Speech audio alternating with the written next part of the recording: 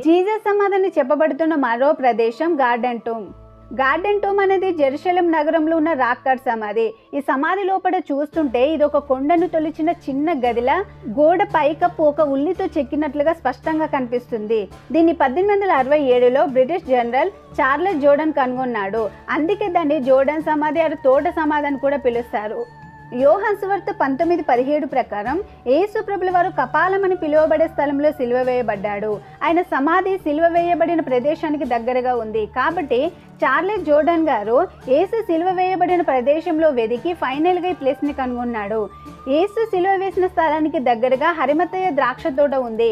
అందులో రాతితో తొలిపించిన సమాధి కనుగొన్నాడు. దీన్ని పరిశీలిస్తే ఇది 4వ శతాబ్దం నాటిదని శాస్త్రవేత్తలు చెబుతున్నారు. Church of the Holy Sepulchre garden సమాధికి దక్షిణంగా 600 మీటర్ల దూరంలో యెరూషలేంకు బయట వైపు ఉంటుంది.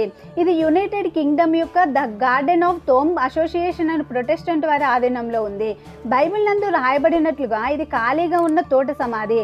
అపోక్రిఫాలోని పీటర్ సువార్తలో యేసు వారి సమాధిని జోసెఫ్ తోట అని పిలిచారు. ఇది యేసు సిలువ వేయబడిన గోల్గొతా అనగా కపాలం అనబడే స్థలంకు దగ్గరగా కొండ ప్రక్కనే ఉంది.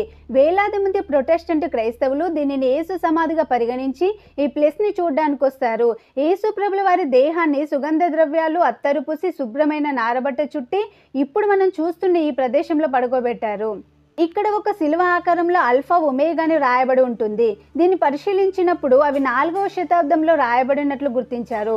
ఇక్కడ సమాధిని ముయ్యడానికి దొర్లించే రాయానవాళ్ళు కూడా ఉన్నాయి. ఈ సమాధి బైబిల్ ఆధారాలకు దగ్గరగా ఉంది. అయినా దీన్ని వ్యతిరేకించే వారు ఉన్నారు.